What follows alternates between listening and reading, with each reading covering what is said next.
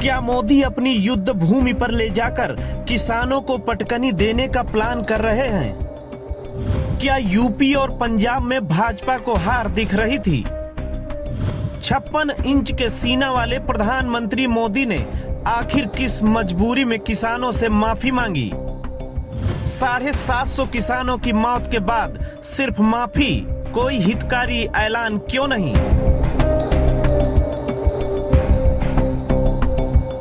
अरे वाह प्रधानमंत्री जी, जब कानून बनाया तो प्रचार किया कि देश हित का कानून है।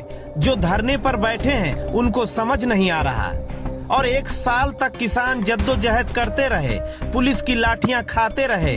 किसानों ने लगभग 750 अपने साथियों को आंदोलन के दौरान खो दिया। आंदोलन के दौरान कभी बिजली बंद की गई, कभी पानी बंद किया गया, कभी रास्ता बंद किया गया, लेकिन आज लगभग 1 साल बीतने को है। आप आए और एक लाइन में माफी मांगते हुए यह कह दिया कि हम कानून वापस लेते हैं। आज मैं आपको, पूरे देश को ये बताने आया हूं कि हमने 3 कृषि कानूनों को वापस लेने का, रिपील करने का निर्णय लिया है। और जब आपने कानून वापस लिया तो उसको भी इस तरह से प्रसारित किया जा रहा है कि मोदी जी ने बड़ा फैसला लिया है, किसानों के हित में लिया है। इस पर तालियां बजाई जाएं। आज पता ही नहीं चल रहा 750 किसानों की मौत पर मातम मनाया जाए कि आपके फैसला वापसी पर जश्न मनाया जाए। मतलब साफ है, अगर आप आज सही हैं तो कल आप गलत थे, और अगर कल आप सही थे तो आज जो आप टीवी के सामने कह रहे हैं, जो ऐलान कर रहे हैं, वो गलत है। खैर, ऐसे में तमाम सारे सवाल उठेंगे और सवाल चुनाव को लेकर भी उठ रहे हैं। सवाल नंबर 1, क्या भाजपा को पंजाब और यूपी चुनाव में हार का डर सता रहा है? सवाल नंबर 2, क्या मोदी इस ऐलान के बाद नए प्लान की तैयारी कर रहे हैं? पिछले साल नवंबर में शुरू हुए किसान आंदोलन में सबसे ज्यादा किसान पंजाब, हरियाणा के शामिल हुए।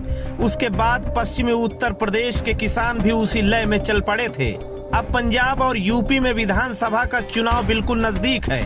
पश्चिमी उत्तर प्रदेश में लगभग 136 सीटें हैं, जहां पर भारतीय जनता पार्टी को ज्यादा नुकसान उठाना पड़ सकता है। हालांकि पूरे यूपी में इसका असर होगा।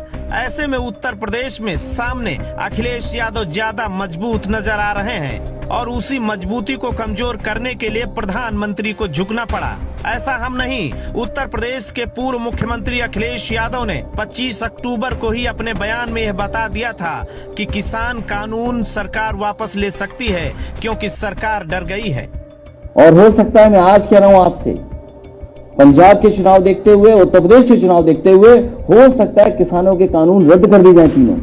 उत्तर प्रदेश के साथ साथ पंजाब में भी विधानसभा का चुनाव है, और वहां पहले से ही कांग्रेस की सरकार है। किसान कानूनों के चलते उनकी सहयोगी पार्टी अकाली दल पहले ही साथ छोड़ चुकी है। ऐसे में भारतीय जनता पार्टी को पंजाब से नाम मात्र की उम्मीद थी, लेकिन गुरु नानक पर्व के दिन किसान कानूनों को वापस लेकर भाजपा को जरूर एक उम्मीद दिखाई देगी। प्रधानमंत्री मोदी के वीडियो रिलीज होने के बाद आम आदमी पार्टी के यूपी प्रभारी संजय सिंह ने लिखा, मोदी के अन्याय पर किसानों की जीत है, ये किसानों को बधाई। सपा प्रमुख अखिलेश यादव ने लिखा, बाल खींचते कार्टून बीजेपी ने बनाए, किसानों के ऊपर जीप बीजेपी ने चढ़वाई किसानों पर, मगर पूर्वांचल विजय यात्रा के जन समर्थन के बाद डर गई भाजपा। भाजपा बताए, सैकड़ों किसानों की मौत के दोषियों को सजा कब मिलेगी? शिवपाल यादव ने लिखा, किसानों के साथ किए गए दुर्व्यवहार व अपमान के लिए सरकार किसानों से माफी मांगे। ट्वीट करके राकेश टिकैत ने भी अपनी मंशा जाहिर कर दी। उन्होंने अपने ट्विटर पर लिखा कि किसान तब तक अपने घर नहीं जाएंगे जब तक संसद में लिखित तौर पर कानून वापस नहीं हो जाता। सुप्रीम कोर्ट ने पहले से ही फिलहाल कानूनों पर रोक लगाई हुई है। सरकार को भी ये लग रहा है कि कानूनों का जो फायदा मिलना था वो मिल भी नहीं रहा, और चुनाव में उल्टा नुकसान भी झेलना पड़ेगा। ऐसे में प्रधानमंत्री नरेंद्र मोदी और भारतीय जनता पार्टी ने कानून वापसी ऐलान करना मुनासिब समझा।